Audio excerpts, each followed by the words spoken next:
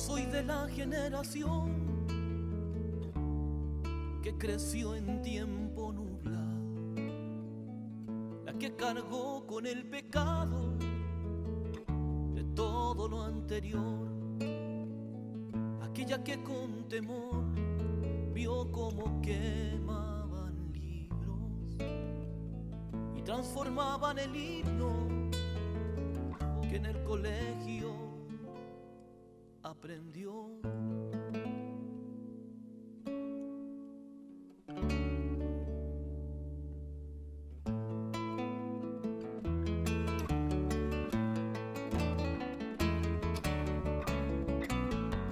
Yo soy de la generación que creció al compás de marchas, la que vivió la avalancha de la mordaza y rigor, esa que un poco mayor pateó piedras en las calles y que a pesar de pesares supo de lucha y amor. Yo soy de esa generación, la que hoy busca un nuevo camino para recuperar el tiempo, para sentir el sonido del agua limpia corriente. Estamos con esta carga de tiempos. Los tiempos hoy será en estos tiempos, empezando el programa con el doctor Emilio Hernández, investigador de la Universidad Simón Bolívar. Faltaba la Simón Bolívar aquí en estos días. Quiero saludar a su rector, doctor Estefan, igualmente al doctor Víctor Teotisco, a José Vicente Hernández y a todo el equipo de la Simón Bolívar que están haciendo un trabajo perfecto. Pero hoy nos dedicamos a un tema específico. Hay que cambiar el clima o el sistema, profesor. Sabemos hacia dónde vamos, son problemas estructurales de lo que es hoy estos temas de terremotos, de tsunamis, inundaciones, de grandes calores que tiene el mundo ahorita, en España y en otras partes, calores y lluvias. ¿Qué podemos decir? Bienvenido a tu programa. Muchas gracias. Para mí es siempre un honor tenerlo usted aquí. Gracias por la invitación. Yo lo que creo es que no solamente hay un tema de cambiar el clima o mejor el sistema, ¿no? Es que es un tema de pugna geopolítica por el control de recursos naturales, y los países que controlan más los hidrocarburos tienen una posición, como Estados Unidos, con una posición de que el CO2 no es dañino para el cambio climático, mientras que los países que tienen menos hidrocarburos, los europeos y algunos países como Japón y Australia, consideran que la culpa es de los hidrocarburos, de quemar hidrocarburos. Y ese tema es central para nosotros, porque nosotros somos exportadores de hidrocarburos y somos productores de hidrocarburos. Y yo siempre pongo este ejemplo: echarle la culpa a los hidrocarburos es equivalente a decir que en un choque la culpa es la gasolina. La culpa no puede ser de la gasolina. La culpa es del que iba conduciendo, de que el carro estaba en mal estado, de una cantidad de elementos, pero no de la gasolina. La gasolina está haciendo el papel de empujar, digamos, movilizar el vehículo o los vehículos, y se puede hacer con responsabilidad. Bueno, eso pasa con los hidrocarburos. Los hidrocarburos se pueden utilizar con responsabilidad, pero ¿qué sucede con el sistema? ¿Qué sucede con el capitalismo global? Bueno, fíjense todos los gastos superfluos a nivel de la humanidad, gastos de energía superfluos. Las guerras, empezando por las guerras. Las guerras son un gasto enorme de energía. Movilizar cohetes, aviones, tanques, todo eso, es un enorme gasto de energía superfluo y con el objetivo, digamos, avieso, malvado de ir a matar gente. Luego tenemos cosas como la superproducción, la obsolescencia programada. Es decir, en vez de hacer productos que duren décadas, hacen productos que duran un par de años para tenerlos que cambiar. Eso implica un gasto superfluo de energía. Y con el agravante de que se hace con toda intención, es lo que llaman obsolescencia programada. Con toda intención se hacen los objetos. Emilio, hacía falta este programa. Sí. Entonces, Bueno, te agradezco, de verdad. No te voy a interrumpir más, pero hacía falta este programa. Con toda intención se hacen Claro. los objetos, dispositivos, para que pierdan su vigencia en poco tiempo y poder seguir vendiendo, poder seguir movilizando la maquinaria. Otra cosa que es gasto superfluo, las modas. Las modas, por ejemplo, de ropa, por decir algo, pero también se extiende a todo, no solamente a calzado, sino modas incluso de decoración, hasta de vehículos, gente que cambia los vehículos por moda, si tiene dinero. Entonces, la moda hace que tú compres. El consumismo. Es consumismo e impulsado por una serie de elementos, como las modas, que hacen que la gente quiera dejar de usar una prenda de vestir que está en perfecto estado porque no está de moda. Entonces, por supuesto, la gente más pobre, más humilde, de las zonas más, no saben nada de modas, tienen que usar lo que puedan obtener. Pero las modas y la manipulación mediática para hacer que la gente quiera tener el último modelo de celular, el último modelo de vestido, de pantalón, lo que sea, de calzado, impulsa una sobreproducción, impulsa un consumismo que a su vez impulsa una sobreproducción que gasta energía innecesaria. Entonces, estamos hablando de que la culpa es el petróleo. Estamos hablando, cuando es el capitalismo el culpable, la sobreproducción, porque el capitalismo necesita esa renovación de capital, esa reinversión continua para poder fomentar la acumulación de capital y con acumulación de capital el control político. Fíjate, ahí tenemos unos videos. ¿Podemos verlos?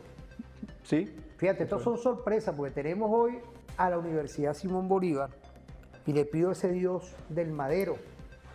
Aquí también están mandando mensajes de La Guaira. Quiero saludar a nuestra Fuerza Armada Nacional Bolivariana, ¿no? Todos nuestros médicos que están incorporados con los hospitales de campaña. Miren, son hospitales que teníamos ahí, que tiene nuestro Estado venezolano y hoy está haciendo una labor igualmente al médico de hospital, al médico de ambulatorio, todo y todo, al bombero, al policía, todo y todo. Vamos a ver las consecuencias de todo esto. Vamos a irnos a ver esas cápsulas. Gracias, profesor. Vamos a ver esto. En la lucha contra el cambio climático hay una cifra clave, 1,5 grados Celsius. Si el calentamiento global supera ese umbral, las consecuencias para el planeta serán irreversibles. Para los científicos, las probabilidades de que el planeta se caliente más de 1,5 grados Celsius de aquí a 2027 han aumentado. Pero, ¿por qué? ¿Y cuáles serían los efectos? Eso te lo explico en este video. Primero aclaremos que esto es un pronóstico. Lo que dicen los científicos es que las probabilidades de que suceda han aumentado un 66%. ¿Y por qué preocupa ahora más que antes?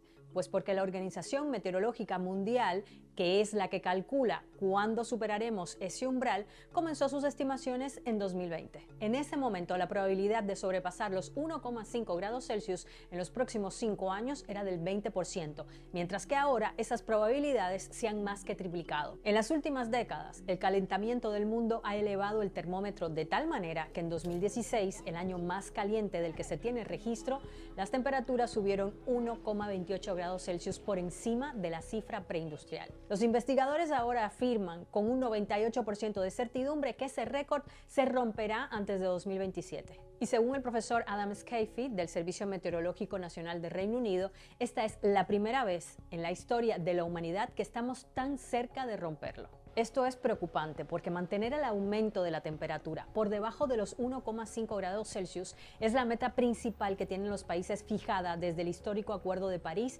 en la Cumbre del Clima de 2015. Para lograrlo, es imprescindible recortar drásticamente las emisiones de CO2 o dióxido de carbono, el principal gas de invernadero liberado por la quema de combustibles fósiles. Y este es un objetivo que aún está lejos de alcanzarse. Pero ¿por qué ahora han aumentado las probabilidades de superar esa temperatura clave antes de lo pronosticado? Por una parte, están las emisiones causadas por la actividad humana. Aunque los países se han fijado metas según el Panel Intergubernamental de Cambio Climático, estamos muy lejos de aportar las emisiones negativas que serán necesarias para cumplir el objetivo climático. Pero otro elemento es el fenómeno del Niño que se espera en 2023 y que es un evento climático natural no causado por los humanos del que se tienen referencias al menos desde finales del siglo XIX. Y es esta combinación de emisiones con el fenómeno del Niño la que puede causar, al menos de manera temporal, fuertes consecuencias climáticas. La última vez que se formó el Niño fue en 2016, cuando contribuyó al aumento récord de las temperaturas globales, a la pérdida de bosques tropicales, al blanqueamiento de corales, a la generación de incendios forestales y al deshielo polar. Y ahora los científicos creen que volverá a ocurrir y que también está asociado a eventos meteorológicos extremos, porque el Niño lo que hace es cambiar el clima y hacer que, por ejemplo, en regiones secas llueva o en regiones húmedas haya sequía. Pero ¿cómo se explica este fenómeno? El Niño es básicamente un cambio en la fuerza y dirección de los vientos alisios que soplan de este a oeste en el Océano Pacífico, que hace que el agua cálida que se encuentra en la parte occidental del Océano Pacífico se mueva hacia la región central y este del Pacífico. Y ese movimiento de aguas cálidas hace que aumenten las temperaturas oceánicas. Esto desencadena a su vez aguaceros fuertes e inundaciones, lo que tiene consecuencias en el ciclo del agua, por ejemplo, de la costa oeste de América del Sur en países como Perú y Ecuador.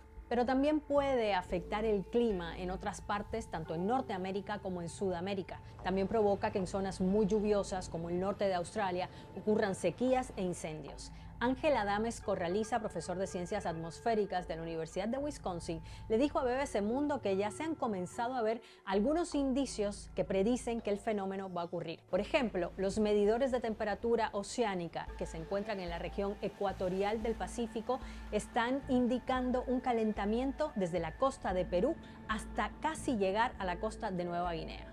Y como es un área muy extensa, se prevé que sea un fenómeno fuerte. También los vientos alisios han cambiado de dirección y este es otro indicador de que se está formando el Niño. En general, durante el Niño los impactos tienden a ser de más calor y sequía para Latinoamérica y los efectos más grandes tienden a ocurrir en la ladera occidental de los Andes. Pero el aumento de la temperatura del océano también provoca una temporada de huracanes que puede presentarse más potente. Por ejemplo, hay más riesgo de huracanes para México y Hawái y en contraste la actividad de huracanes en el Océano Atlántico disminuye. Los científicos advierten que con el Niño ocurre un calentamiento de la atmósfera significativo que se suma al calentamiento global causado por el ser humano. Y es esta combinación la que, según alertan los científicos, llevará al planeta a superar esa cifra crucial de 1,5 grados Celsius en los próximos años. Pero los científicos también aclaran que aunque esto es preocupante, lo más probable es que sea temporal y que aún se pueda actuar para revertirlo. La alerta está enfocada en tomar medidas cuanto antes, porque si este aumento se sostiene durante 1 o 2 décadas seguidas,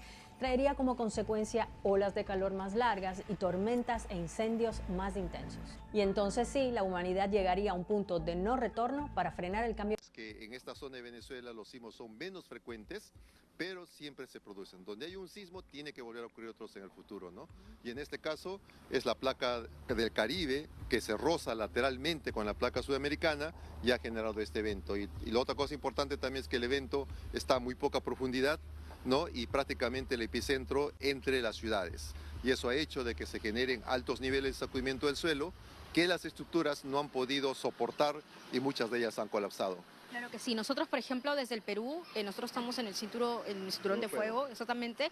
Tenemos la placa de Nazca, Sí, pero también la placa sudamericana. Sudamericana. Exactamente. O sea, la placa sudamericana tiene por un lado, colisiona con un lado con la placa de Cocos, con la placa del Caribe, con la placa de Nazca, básicamente, hasta la zona sur, y la placa antártica prácticamente en la zona chilena ya. O sea, esta interacción de placas es la que genera toda la actividad sísmica en el borde occidental de América del Sur, en el caso de la región Centroamérica Central, ¿no? Y también la presencia de las estructuras volcánicas. O sea, estamos en una zona dinámicamente activa y los sismos han ocurrido, están ocurriendo y van a ocurrir siempre. Ahora, se le está llamando un doble terremoto, un doblete sísmico.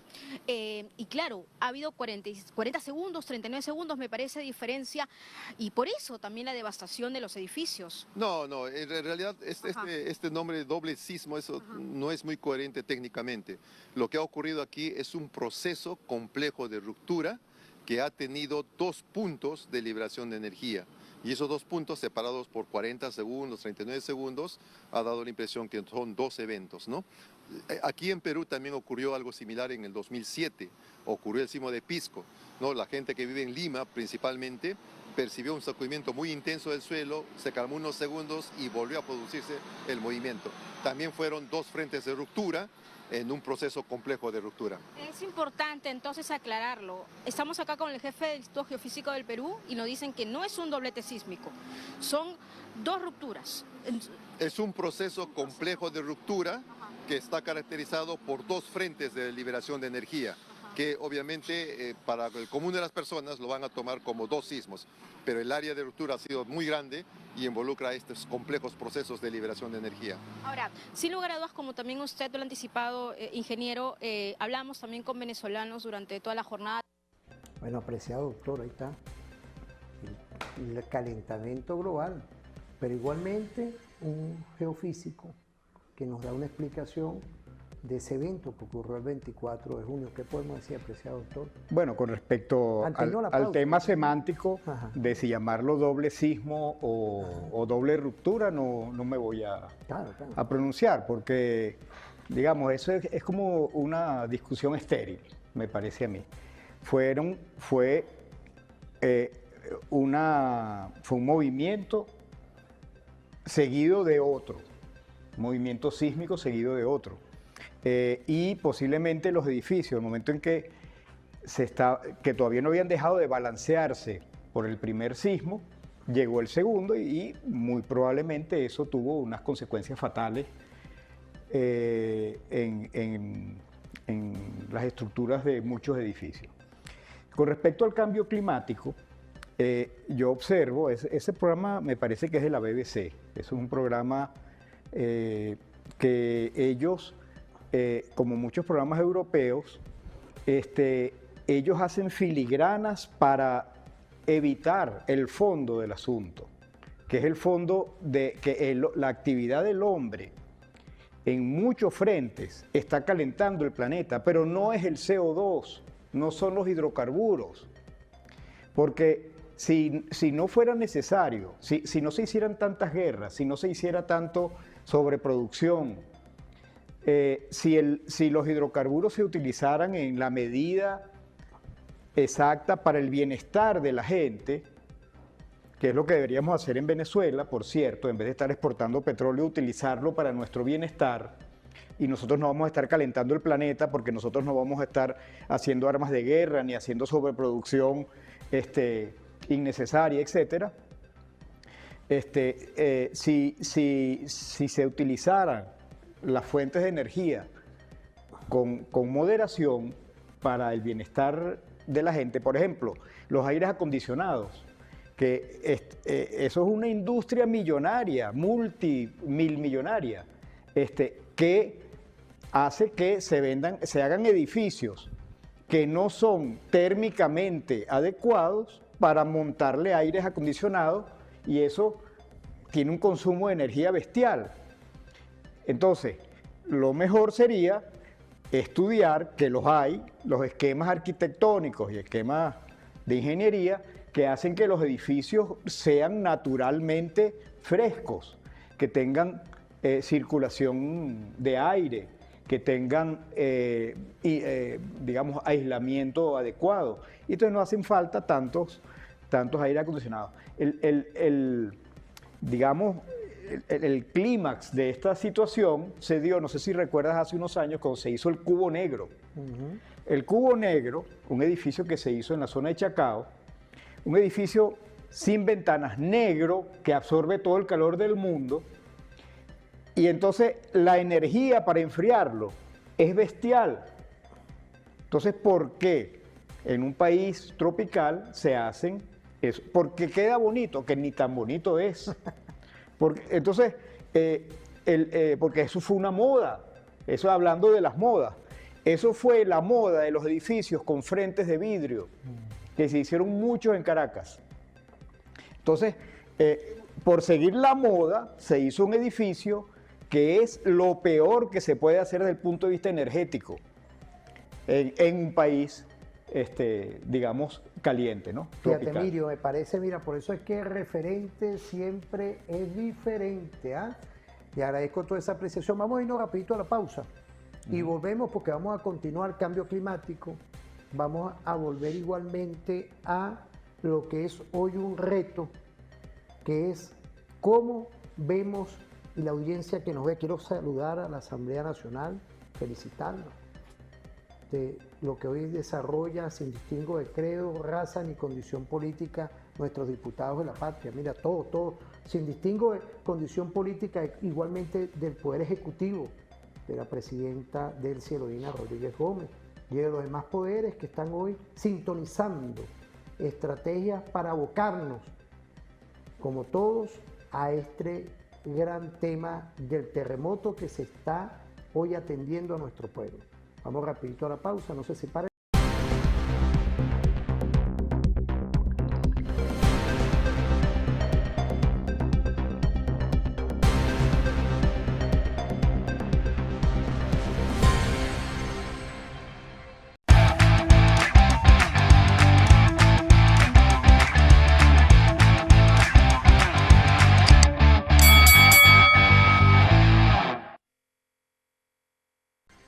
Bueno, volvemos en esta fórmula perfecta. Yo quiero agradecerle a todas y todos los que están ahorita conectados en las redes sociales de la televisora de la Fuerza Armada Nacional Bolivariana. Quiero saludar al equipo de la Capitán Rico, que están conectados. Aquí tenemos al sargento. ¿Cuál es el nombre de nuestro sargento aquí? Araujo, ¿vale? Del Ejército Bolivariano. Estamos activos por las redes sociales, como también por el canal del Sistema de Comunicación Abierta. Pero vamos a ver unos videos, profesor, que tienen que continuar con estos temas estratégicos. Pero yo quería entrarnos ya en terremoto, con unos expertos. A mí me gusta, como usted lo sabe muy bien, irnos a la globalidad. Vamos a ver esos videos y volvemos con su perfecta y siempre acertada explicación. Quiero saludar a la familia de la Simón Bolívar, que ha mantenido y mantendrá las puertas abiertas. Universidad pertinente hoy, igual que las universidades de nuevo tipo. Vamos a ver, quiero saludar a Árbol, a Edgar Martínez, presidente de Árbol. Yo como docente en el tema jurídico, en el tema de los derechos humanos, que me han dado la oportunidad siempre, Dios, estamos aquí activos. Vamos a ver esos videos. Bien, un terremoto es la liberación súbita de energía, y eso se produce debido a que la Tierra es activa, está dividida en placas tectónicas. A medida que se va moviendo una placa con la otra, la energía se va acumulando paulatinamente y me genera como una fricción y ¡pum!, pega un salto, ¿sí? Ese salto, esa liberación de energía es lo que produce los sismos. ¿Qué ocasiona este movimiento de las placas tectónicas de la Tierra? Bien, básicamente la Tierra está constituida en diferentes capas. La capa más superior se denomina litosfera, que es donde nosotros podemos pisar, ¿vale? Esa litosfera se comporta de manera mecánica, es decir, que bajo ciertos esfuerzos se fractura, se rompe. Debajo de esto viene el manto superior y el manto inferior. Ese manto se comporta como una melcocha, bien, es dúctil, no se rompe, no se fractura bajo esfuerzos. Y lo que hace en términos digamos de corto tiempo, las ondas sísmicas se transmiten a través de ese sólido, ¿vale? Desde el manto, y básicamente se mueve es debido a lo que se denominan las celdas de convección. A las celdas de convección es material más caliente que está en el interior, sube porque tiene menos densidad, llega, se enfría y al enfriarse vuelve y baja. Entonces se comportan como unas celdas de convección muy similar a cuando estamos haciendo arroz en la cocina. Si tenemos una olla de arroz y se empieza a calentar el agua, vemos que empieza a burbujear. El agua más caliente sube, se enfría y vuelve y se genera ese mecanismo de celdas de convección. Es básicamente lo que está pasando en el interior de la Tierra. Bueno, David, ¿los terremotos ocurren en cualquier lugar del planeta o hay ciertas zonas que son más propensas? No todo el planeta Tierra es atravesado por esas grandes fracturas que son las divisiones de las placas tectónicas. En esas regiones en particular es donde más ocurren sismos, y también curiosamente son regiones en donde se asocian actividad volcánica. Entonces tanto terremotos como volcanes están, digamos, asociados a ese mecanismo de subducción de placas. David, hablemos un poco sobre las categorías de los terremotos. Vemos que siempre se les asocia un número a cada evento de estos. ¿Cómo son las categorías de los terremotos? Los terremotos son clasificados en función de la energía que se libera. Esa liberación de energía se puede medir utilizando diferentes ecuaciones. Se pueden calcular la cantidad de energía liberada. Vamos a tomar, por ejemplo, el terremoto reciente de México, que fue de 7.1 en magnitud de sísmica. Eso equivale a aproximadamente 1000 bombas nucleares en cantidad de liberación de energía. Entonces, al utilizar esas ecuaciones se puede saber qué tanta energía se libera en cada terremoto. Para hacerlo más sencillo, se asigna un número que va del 1 al 10, siendo 1 el de menor intensidad y 10 el de mayor intensidad. ¿Los terremotos se pueden predecir, sí o no? La respuesta corta es no. Ahora, ¿por qué no se pueden predecir? Sí, ¿por qué no se pueden predecir? Vale, la idea detrás del terremoto es que es un fenómeno que ocurre a diferentes escalas, a grandes escalas, a escala global, porque como lo hablamos al principio, ocurre por el movimiento de placas tectónicas, y también a escalas microscópicas, porque es el fracturamiento, es el rompimiento de los cristales que constituyen la roca. Esas pequeñas variaciones de la rigidez de la roca, los esfuerzos que se transmiten a través de la roca, etcétera, hacen que se vuelva muy complicado predecir los terremotos. David, estamos en un momento en el que se juntaron varias catástrofes naturales, huracanes, con terremotos en la misma zona de América, en una zona cercana. ¿Hay alguna relación entre estos dos tipos de fenómenos naturales? No, ninguna. Realmente son fenómenos que ocurren en la Tierra por la dinámica propia del planeta. Los terremotos ocurren básicamente es por la dinámica interna. Los huracanes, la formación de estas tormentas y todo tiene más relación con la dinámica atmosférica, pero que un evento esté relacionado con el otro no lo está. Fue una mera coincidencia. Entonces, ¿descartamos que estemos siendo castigados por alguna energía oscura, por algún ser superior? Completamente descartados. Son fenómenos que han ocurrido en el tiempo, ocurren actualmente y seguirán ocurriendo siempre y cuando la Tierra esté activa y sea una... Hoy vamos a conocer qué es un terremoto y por qué se produce.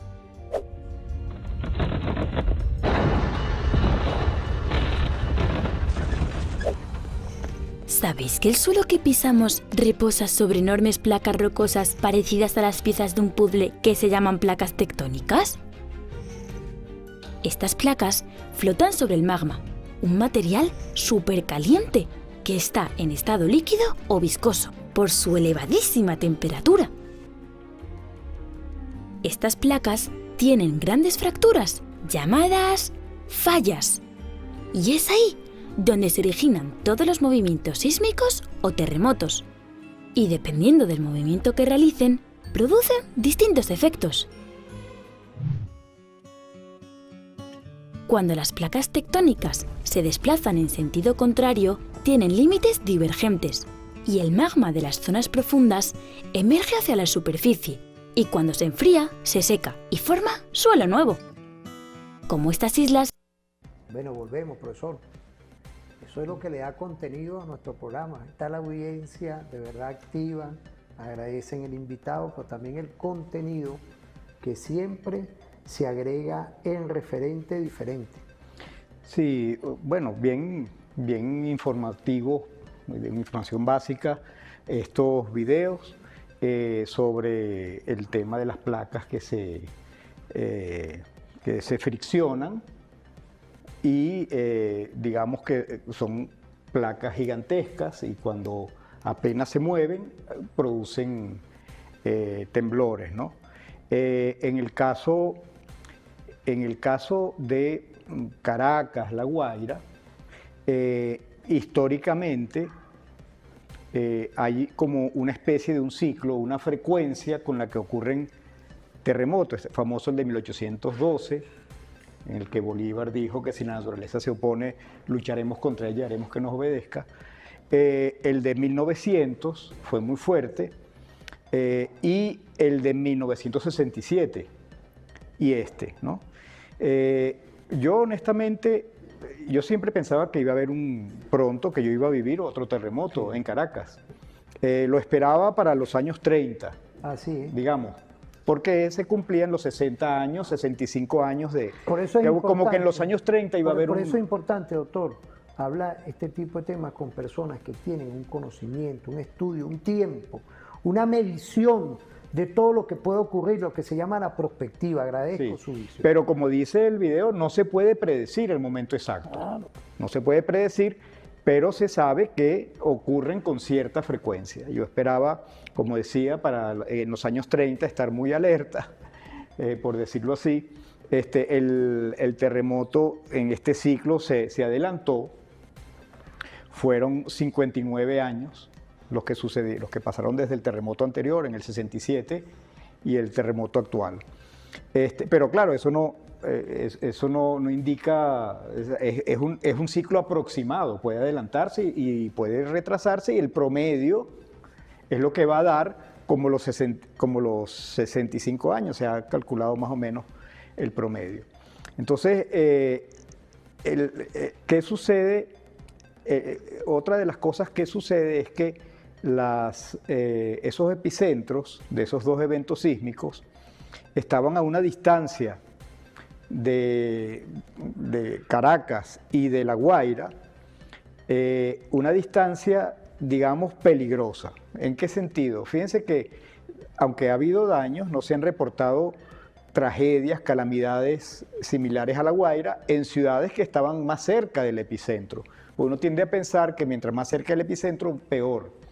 Pero realmente no es así, porque así como uno lanza una piedrita al agua y hay una dispersión de ondas, o sea, que primero aparecen unas ondas de alta frecuencia y luego se van haciendo más digamos, con una frecuencia menor, hay un punto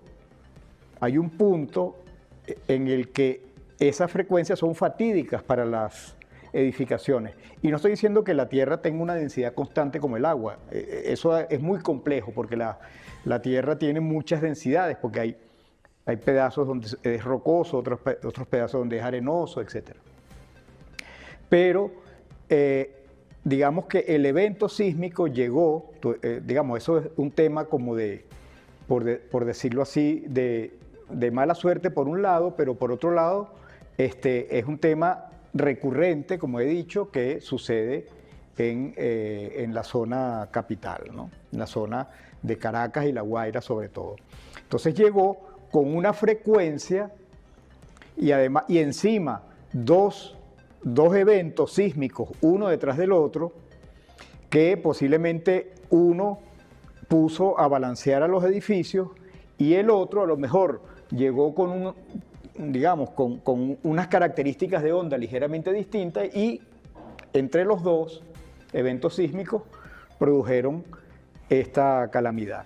En La Guaira, en particular, si se ponen a ver, muchos de los edificios que se cayeron fueron edificios que tienen una sección rectangular alargada. ¿Por qué se hacen así?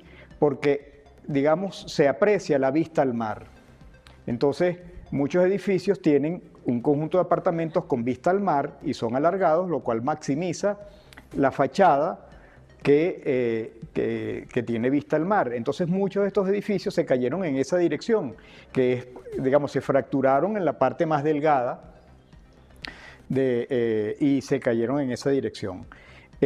uno se pone a ver, por ejemplo, el edificio que se construyó en Altamira, la Torre Británica, que se construyó en un lugar donde se habían caído edificios en el 67, ¿cómo la hicieron?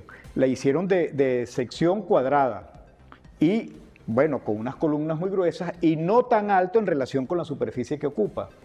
Entonces, yo creo que es hora de priorizar en lugar de, porque muchos edificios se cayeron con las nuevas normas antisísmicas, que fueron construidos en los años 70.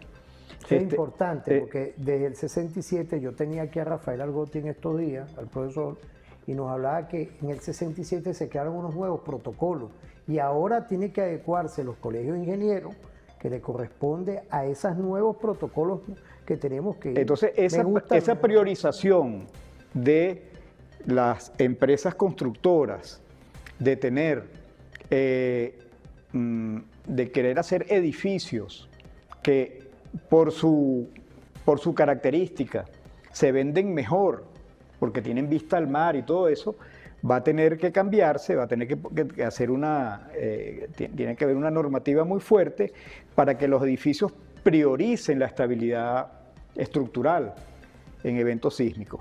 Aunque no se espera, como digo, si el ciclo es cada 65 años, no se espera un sismo de esta magnitud en las próximas décadas. O sea, hay como un compás de espera que mucha gente ha dicho que justamente esa periodicidad ha hecho que la gente, que se baje la guardia, que se baje la guardia, la gente, digamos, comience a ver construcciones un poco menos resistentes. Yo considero que la norma sísmica pues se ha tratado de cumplir, porque digamos, eso queda como que unas normas de cuál es el grosor de las columnas, dependiendo de la altura, etcétera, el número de cabillas, que no haya tanques en la parte de arriba, como se construían antes los edificios.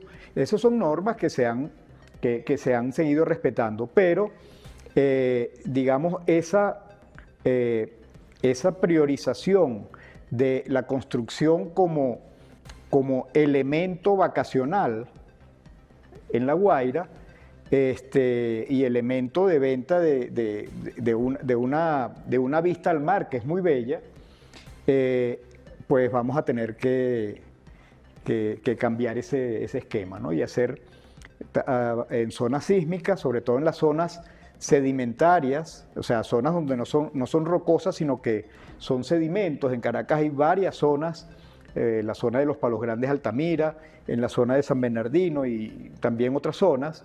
Hay zonas donde los sedimentos son de tal grosor que no importa qué tan profundo tú metas el pilote, va a ser extremadamente difícil llegar a la zona, a la roca. Mira. Entonces, lo importante es que se hagan cosas como se hicieron con la Torre Británica, que se consideran uno de los edificios más antisísmicos de Caracas. Eso tengo entendido, no soy experto en el tema, pero tengo entendido porque he tenido interés de informarme, ¿no?, un poco sobre este tema. Y yo creo que las normas sísmicas de Caracas, sobre todo de cara a un posible evento. Si ahora viene un evento sísmico no tan fuerte, es posible, como las estructuras están sentidas, que haya problemas. Pero, digamos, de cara a un futuro en el que con toda seguridad, dentro de a lo mejor 6 décadas, va a ocurrir un evento sísmico de esta magnitud, tenemos que cambiar toda la consideración, no solamente de las estructuras del edificio, sino urbanística. Es decir, tratar de que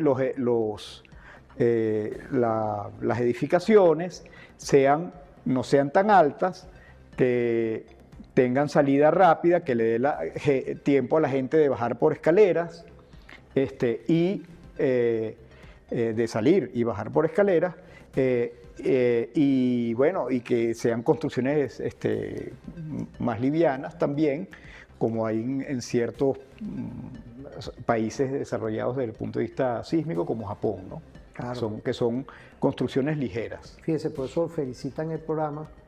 Ahorita se ha caracterizado porque hay mucho, ahorita aparecieron sismólogos, ingenieros y otro tipo de cosas en los programas. Felicitan porque lo que viene en referente informativo son profesionales a lo venezolano.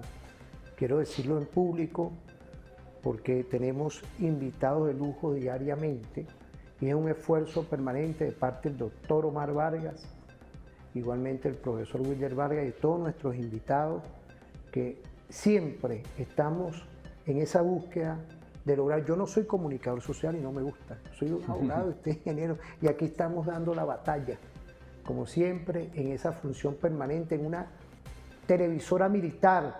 Aquí tenemos un grupo de sargentos profesionales, egresados de las escuelas, tenemos oficiales superiores, está nuestro general de brigada que en este momento se encuentra en el estado La Guaira. Quiero saludarlo porque me envió ahorita un saludo.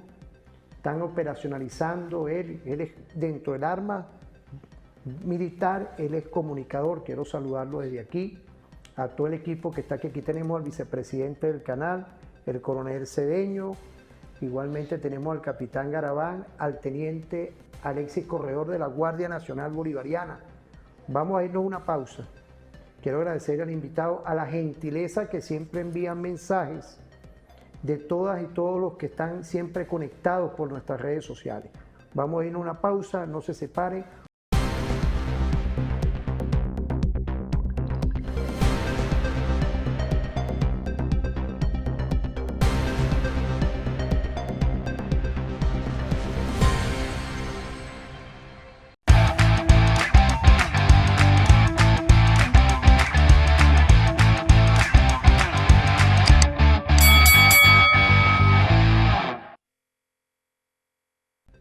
Bueno, quiero volver ahorita con algo que es importante, que es la gestión de gobierno. Ahí venimos en estos dos segmentos que nos faltan. Quiero agradecerle al doctor Emilio todos estos mensajes, pues tenemos días con estos programas, tenemos ya un tiempo dándole una visualización y yo no hago programa de moda, sino por el contrario, es la emergencia nacional que la ha asumido el Estado venezolano. Quiero enviar un saludo al doctor Larry Deboe, fiscal general, presidente del Consejo Moral Republicano, cómo se está operacionalizando los protocolos de las víctimas, igualmente a todo el sistema de seguridad ciudadana, al 6CPC, a la Policía Nacional, saludar al 6CPC, al comisario general Douglas Rico, a Laimir Flores, a la Policía Nacional, a todas las policías municipales, al gobernador del estado de La Guaira, a Terán, egresado de la Universidad Militar Bolivariana de Venezuela, al alcalde, saludo al coronel Suárez, a toda esta visión. Y ahí nos vamos con la operación del Estado venezolano, que lleva nuestra comandante en jefa, porque montó todo un plan. Esto tiene días, esto no es que es ahorita, por eso es que referentes diferentes siempre y hasta con los invitados. Quiero agradecerle a este Dios que nos ilumina en estos 11 años. No es casual hoy que tengamos dentro de toda esta visión, adecuándonos a los nuevos momentos. Quiero saludar igualmente a nuestro presidente del canal, Johnny Morales. Esfuerzo, está todo el despliegue de la televisora ya desde ese 24 de junio, Día de Independencia y de Soberanía. Están los oficiales, están los sargentos, está todo el equipo. El vicepresidente Cedeño, el coronel Cedeño está aquí, está allá, están todos operacionalizando. Entonces nosotros estamos en esta ruta de la patria, imaginemos dónde estamos ahorita. En el momento, en el tiempo, estamos saliendo en este momento crucial que es referente diferente. Vamos a ver a Delcy hablando, conversando, llevándole al país esta nueva Estado Mayor que se está conformando para operativizar el abordaje estratégico ante el pueblo que está hoy atendiéndose, sobrevenido del terremoto. Vamos a ver este video. Buenas tardes. Bueno, acabamos de culminar una reunión muy importante para las horas y los días que vienen. Y hemos abordado lo que tiene que ver con la situación de las personas que perdieron su vivienda en razón de edificios que fueron gravemente impactados, vitalmente impactados por el doble sismo que sufrió Venezuela el pasado 24 de junio. Y en razón de ellos hemos decidido crear en lo inmediato la Comisión Presidencial para la evaluación de habitabilidad de esas viviendas y también para determinar la habitabilidad de infraestructura que tiene que ver con vialidad, con puentes, con elevados. Hemos creado un semáforo para definir la habitabilidad del inmueble, de la vivienda, con los colores verde, amarillo y rojo para decidir, como lo está haciendo y lo hará esta Comisión Presidencial para la Habitabilidad, Vivienda e Infraestructura, se puede decidir en las próximas horas si la vivienda está apta para que sigamos ocupando. Esta comisión va a estar presidida por el ingeniero Francisco Garcés y estará compuesta por los ministerios, el Ministerio de Hábitat y Vivienda, el Ministerio de Obras, el Colegio de Ingenieros, el Cuerpo de Ingenieros de la Fuerza Armada Nacional Bolivariana, Fumbicis. Bueno, fíjate, ahí tenemos un faro, semáforo. ¿Qué podemos decir, apreciado profesor? Bueno, esto es, por supuesto, obligatorio, ¿no? O sea, hay que revisar todas las estructuras, porque unas se derribaron, ¿no? Colapsaron, pero hay unas que quedaron en pie y hay que revisarlas, ¿no? Eso tiene que ser gente especialista, gente conocedora, como el ingeniero Garcés, que es especialista en este tema específicamente, y hay que, digamos, me imagino que será verde si no tiene problema, amarillo si hay que hacerle reparaciones y rojo si no se puede salvar la edificación, ¿no? Ese sería, me imagino que ese es el esquema. Yo creo que por lo menos para La Guaira, este evento fue más destructor que la misma vaguada del 99, porque la vaguada del 99 se concentró en cauces de ríos y quebradas, y hubo muchas zonas donde se recibieron damnificados porque quedaron bien. En cambio, esto afectó por igual toda la zona de Catialamar y hacia esa zona hacia allá, y toda la zona de La Guaira hasta los Caracas. La afectación fue generalizada y no estoy seguro si en el caso de Caracas también fue peor que el del 67. No tengo tanta información como para hacer la comparación, pero un terremoto, esa escala, la escala de los números, de la intensidad de los terremotos, es logarítmica. ¿Qué significa? Que si es de grado 7 no es un punto más fuerte que el de grado 6, es 10 veces más fuerte. Y el de grado 8 es 10 veces más fuerte que el de 7, por lo tanto, es 100 veces más fuerte que el de 6. Entonces, este evento de 7.5 fue mucho más potente que el evento del 67, que entiendo yo que fue de 6.5, 6.6. Entonces, yo creo que vienen tiempos de evaluación, de recesión, de cambio en la dinámica, incluso dinámica económica, porque estamos en momentos de emergencia, unos meses, ¿no? Hasta que todo se, digamos, vuelva a la normalidad en la región capital y La Guaira, porque fíjese, la mayor parte de Venezuela no fue afectada por este terremoto. O sea, Venezuela no es solo Caracas, obviamente. Claro. O sea, en muchas zonas de Venezuela la vida sigue bien. Pero ¿no? hay expertos que hablan, expertos que hablan, envían mensajes que por lo mínimo haría falta este año y completo el año que viene para estabilizar todo.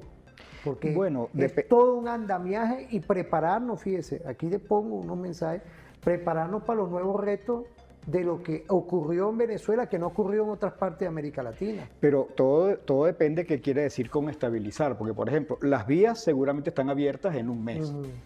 En un mes estarán las vías habilitadas y posiblemente se ponen puentes de hierro o lo que sea. pero luego recoger los escombros, nada más recogerlos antes de reconstruir, eso va a llevar muchos meses, solo recoger los escombros. Y luego la reconstrucción, pues a lo mejor sí, eso se lleva unos pocos años, la reconstrucción de todo. Es decir, todo depende de cuál es la meta que tú estás planteando en, digamos, en tu definición de recuperación. El comercio posiblemente en un mes ya está otra vez más o menos, o vamos a ponerle 3 meses, pues si hubo, por ejemplo, supermercados que estaban en centros comerciales afectados, eso tendrán que recuperarse posiblemente en unos meses, dependiendo del daño de los centros comerciales, pero como te digo, eso va a ser progresivo y depende digamos, cuál es el objetivo, los objetivos inmediatos que se vayan estableciendo, pues se irán logrando como te digo, en un mes, en 3 meses, en un año o en varios años. Fíjate, aquí nos mandan mensajes del estado Carabobo, del estado Aragua. Ay, usted no es nada más Distrito Capital, no es La Guaira, y es el estado La Guaira y lo que es el municipio Libertador, e igualmente el municipio de Chacao. Felicito al alcalde del municipio de Chacao y el de Baruta, porque han asumido una visión estratégica en atender. Eso es el Estado, eso es la función estratégica de cada alcalde, cada gobernador, porque son electos. Igualmente nuestra Asamblea Nacional, que yo no paro siempre de dar lo que es la objetividad. Entonces yo siento hoy que dentro de los expertos es eso. Yo creo que va a tardar un tiempo en lograr una estabilización, ya el llamado de atención de que nos levanten las 1088 medidas coercitivas que tiene el país, que es importante más aún con todo lo que sobreviene, porque es la felicidad del pueblo que está en el medio y está en la Constitución. Pues. Sí, tal cual. Esa ayuda anunciada por Estados Unidos de 150 millones de dólares, eso es una burla. Es una burla, porque realmente con el restablecimiento, con la suspensión de las sanciones, Venezuela tendría acceso a cantidades 10 o 20 o 30 veces superiores. Claro. Entonces, pero en efecto hace falta dinero para poder comprar maquinaria, hacer todo el trabajo, las reconstrucciones, hacen falta posiblemente muchos créditos a bajo interés para que la gente pueda reconstruir su vivienda, incluso también reconstruir viviendas y que el Estado, digamos, entregue las viviendas sin costo también. Claro. Pero eso necesita el Estado mucho dinero. En efecto, Carabobo y Aragua sufrieron. Yo vi un video de un edificio que colapsó en Turmero. Aquí me están mandando mensajes. Uno habla de un lado, por eso es que le digo, aquí estamos con el ojo huracán. Pues. Pero sin duda nada tuvo ninguna ciudad o región de Venezuela tuvo el impacto de La Guaira. Caracas tuvo un impacto considerable. Tú pasas por Caracas, por muchos sitios ahora, y hay muchas carpas, hay gente en la calle todavía porque tiene miedo de volver a los edificios hasta que no se hagan evaluaciones, por ejemplo la zona de San Bernardino y zonas así. Pero digámoslo, en La Guaira fue devastador. No tengo tantas noticias, y bueno, como dice el dicho, no tener noticias son buenas noticias, ¿no? Pero no tengo tantas noticias, por ejemplo, el puerto de La Guaira se afectó, pero el Puerto Cabello, por ejemplo, ¿cuál es el nivel de afectación de Puerto Cabello? Una ciudad también costera y más cerca del epicentro. Pero sí he recibido alguna que otra noticia en Valencia, en Maracay, en Estado Carabobo, Estado Aragua, de digamos, estructuras afectadas. Estructuras afectadas no en ese nivel, digamos, dantesco de edificios todos derribados en hilera, ¿no? Como sucedió en La Guaira. Por eso vamos a ir entonces a una pausa De aquí quiero también mandarle un afecto, me mandan mensajes de diputadas y diputados, de la diputada que falleció, que es el Estado Guayana Esequiba. Ella pertenece a la escuela de FIACEN, Escuela de Formación de nuestra Asamblea Nacional. Carlos Escarrama la ve, quiero saludar a la escuela, quiero saludar a todas las diputadas y los diputados. Estamos activos, conectados. La comunidad de la Universidad Simón Bolívar también tuvo pérdidas de profesores y estudiantes. Sí, creo que el director... Sobre todo de la sede del litoral. Yo creo que el director también tuvo... ¿El director de la sede? No, el director no, pero un exdirector. Un exdirector. Son los detalles de lo que es hoy también la solidaridad y el recogimiento en luto permanente. Vamos a irnos a una pausa, no se separen, porque es importante culminar hoy. Como siempre culminamos, pero tenemos un video del doctor Jorge Rodríguez Gómez, presidente de la Asamblea Nacional, que está dando partes en este programa especial que está dedicado a lo que es cambio climático, pero también lo que ocurre hoy. Vamos a irnos a esa pausa, no se separen.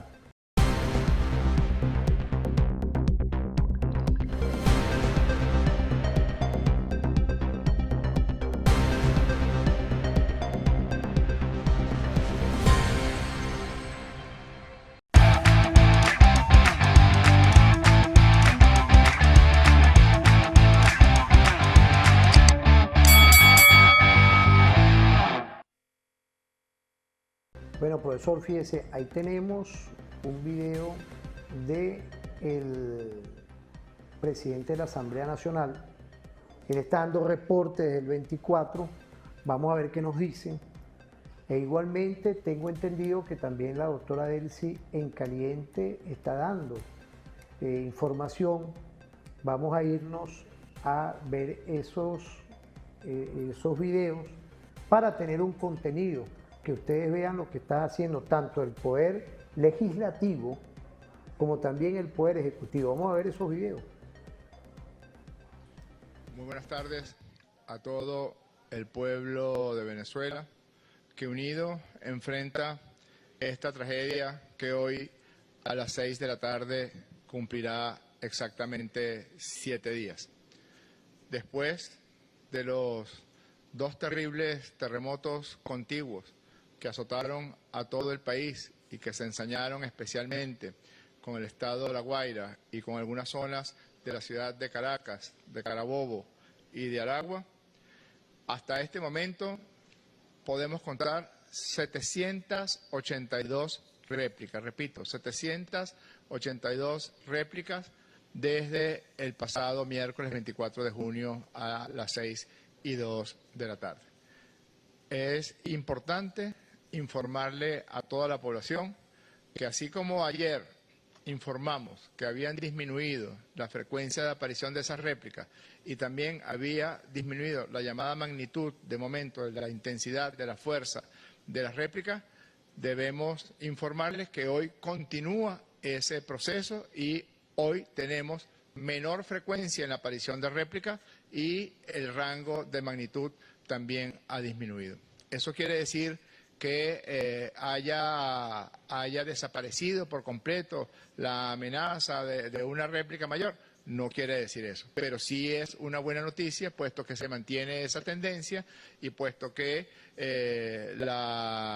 el curso natural de este proceso pareciera conducir a que va a ser cada vez más espaciada la aparición de réplicas y también va a estar disminuyendo de manera paulatina la magnitud de esas réplicas. Es decir, la amenaza parece estar disminuyendo, pero todavía no ha desaparecido.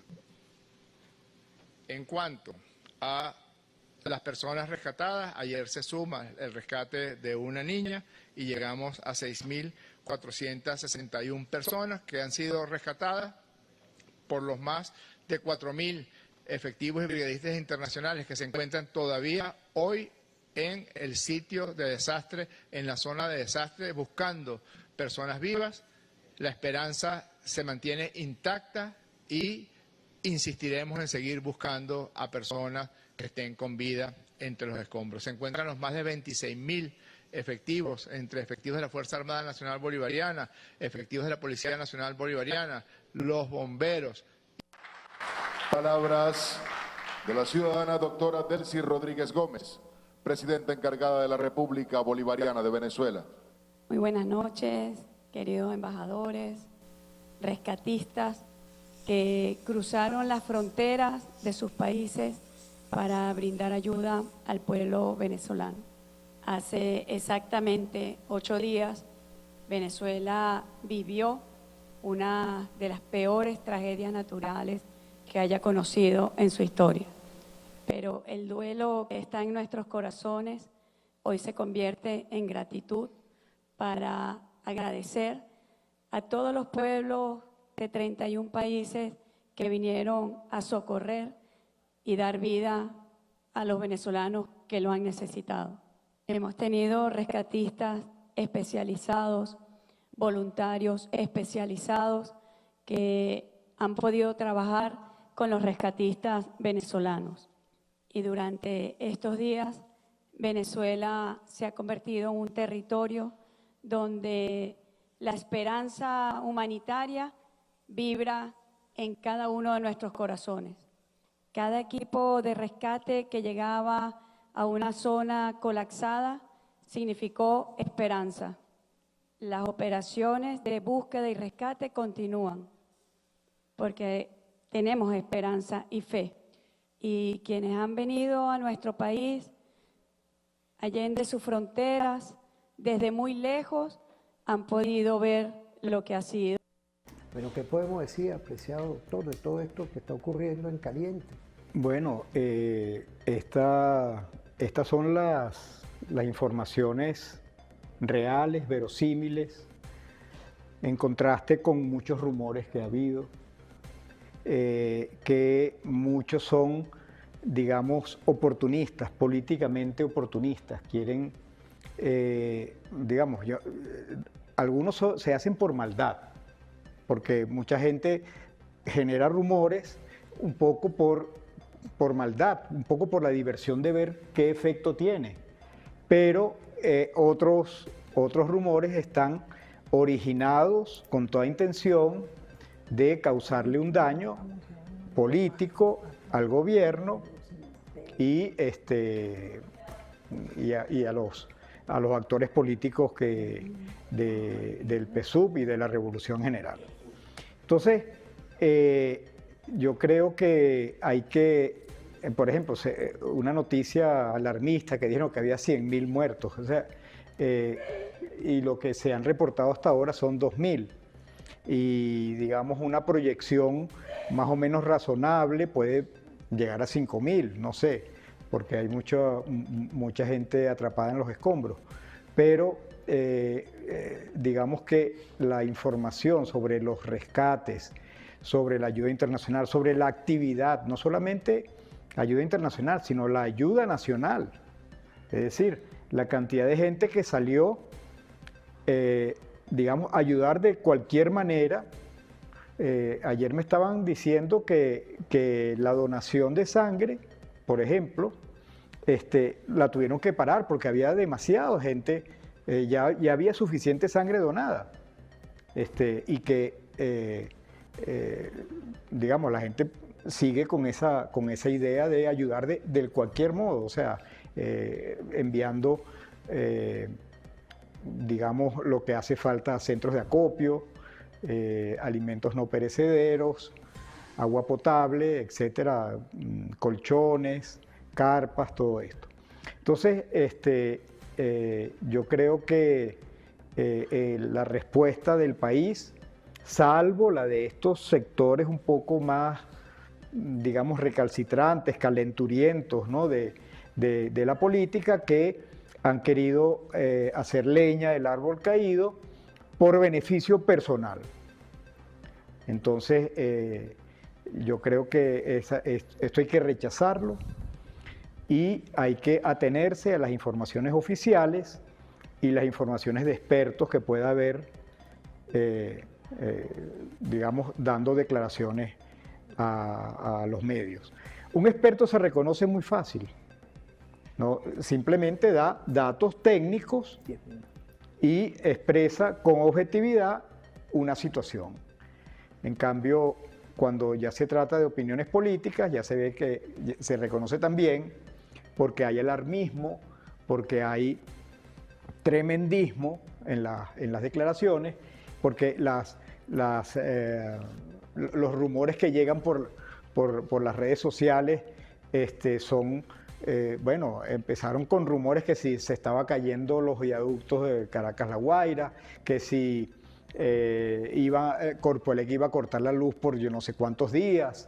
Es decir, ese tipo de información tremendista de hecho, pudo haber causado daño en gente que, digamos, de forma inocente se creía eso, pero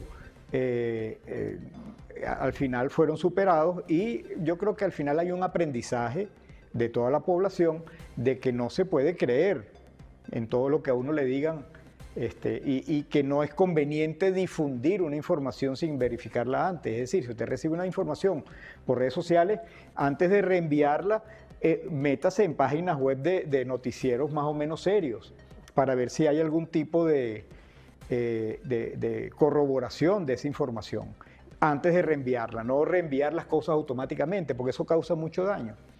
Entonces, yo sí creo que ha habido una respuesta positiva del gobierno, del país en general. Por ejemplo, se decía, no, es que no están mandando maquinaria.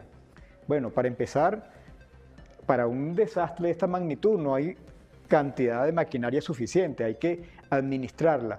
Pero es que además no es conveniente la maquinaria pesada en las primeras fases de los rescates. Eso ya lo han explicado los rescatistas, lo han explicado voceros del gobierno.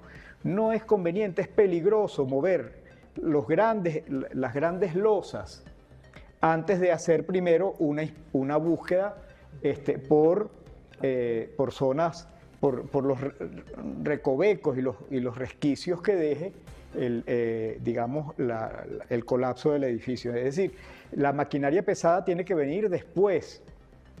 Y está ocurriendo que está llegando la maquinaria pesada a los centros para hacer bueno, remoción de escombros, primero con la intención de buscar los cuerpos de las personas que lamentablemente fallecieron, porque ya, digamos, el rescate de personas vivas, digamos, el grueso de ese esfuerzo lo hicieron rescatistas.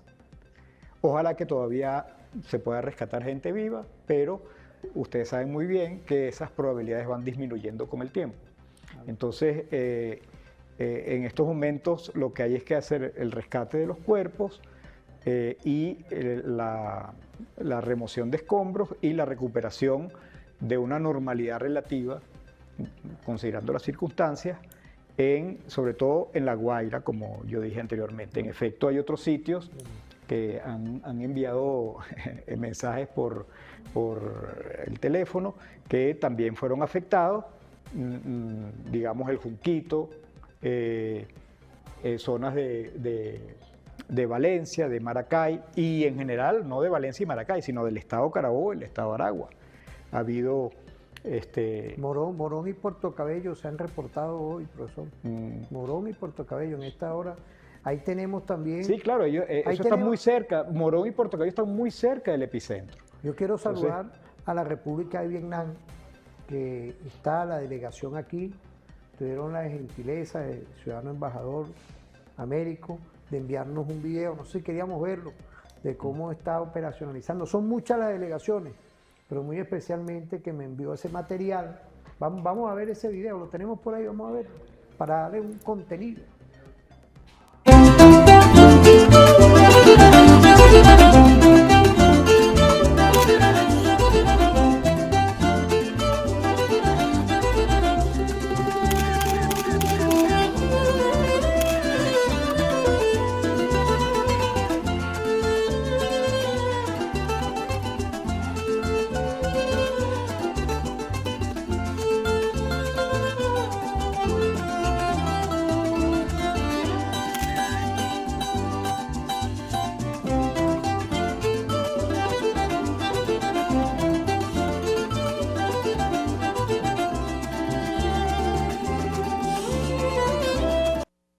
Ministerio de Relaciones Exteriores, recibiendo los ministros, recibiendo todas las delegaciones.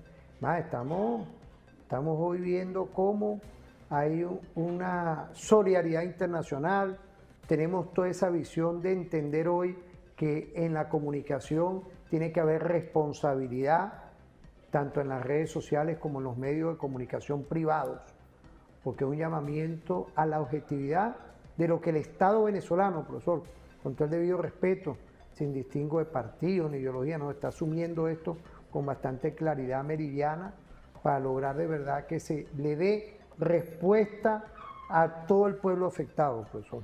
Sí, esto, digamos, como decía anteriormente, esto va por fases.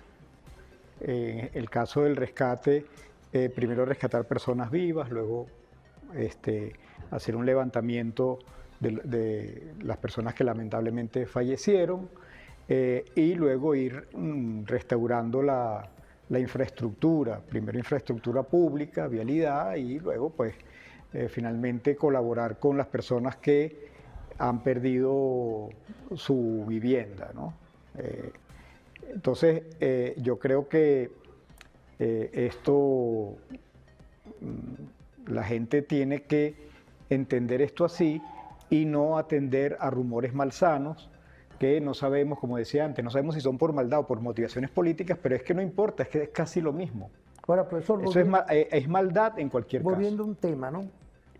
Hoy, porque es importante ese detalle que no lo adelantamos y tenemos unos minutos, el tema de los nuevos protocolos.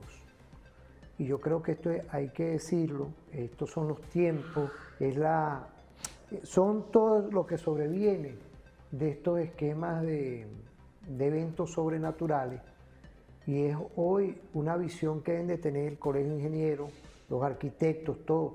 Hay que adecuarnos a estos nuevos protocolos con estos eventos nuevos, con toda esta nueva acontecimientos que están ocurriendo, es decir, adecuarnos a nuevos tiempos, a nuevos momentos que ya no son los del 67, sino en el 2026, porque es tratar de resguardar en las condiciones, en las construcciones la vida de todas y todos los ciudadanos. Son retos prospectivos que tenemos que ir a corto y mediano plazo. Sí, las normas antisísmicas normalmente tienen algo que ver, tienen mucho que ver con, digamos, las estructuras de las edificaciones, es decir, con digamos, cuál es la característica que deben tener las estructuras. Pero también hacen falta normas urbanísticas muy importantes. Mucha gente ha dicho, bueno, La Guaira debería ser un sitio no tanto de, digamos, ciudad satélite de Caracas, digamos, donde viva gente, sino que un sitio de esparcimiento, de recreación, de actividad portuaria, de actividad aeroportuaria. Eso dicen algunas personas. En todo caso, bueno, ahí hay gente que vive desde tiempos ancestrales, es decir, también tiene su arraigo ahí, y eso no se puede soslayar, ¿no? Entonces, yo creo que hace falta más que todo, una visión urbanística de edificios bajos, de expansión horizontal, edificios bajos que le dé a la gente tiempo de salir. O sea, si tú vives en un edificio de 3 pisos y está temblando y tienes una escalera accesible, digamos, interna o externa, te da tiempo de salir hasta un sitio, hasta la parte de afuera, de manera que no seas afectado por el colapso de la estructura. Pero si estás en un edificio de 15 pisos, como eran muchos edificios de La Guaira, pues la gente ahí no le daba tiempo de salir, simplemente... Es decir, ahí tienen los arquitectos también una parte que es el rediseño. Y urbanistas. Los urbanistas. Hace falta un rediseño del territorio, doctora Delcy, e igualmente en la Asamblea Nacional. Yo creo que la regulación hoy, nuestras diputadas, no, es que ahí es donde yo iba, por eso es que es importante todo esto, porque yo no tengo ni libreto ni nada. Ahí nuestra Asamblea Nacional, las comisiones tienen que empezar a rediseñar las leyes urbanísticas que deben existir y crear un marco jurídico. Y hoy es importante seguir aportando, profesor, Estos son aportes que le estamos dando a nuestra Asamblea Nacional también del rol protagónico que tiene, como siempre lo ha tenido, y está en la ley, está en la Constitución, de cómo podemos aportar un nuevo rediseño urbanístico donde fueron, no nada más en La Guaira, donde fueron los impactados por medio de este terremoto. Pienso yo, con todo el debido respeto. Sí, es así. Digamos, las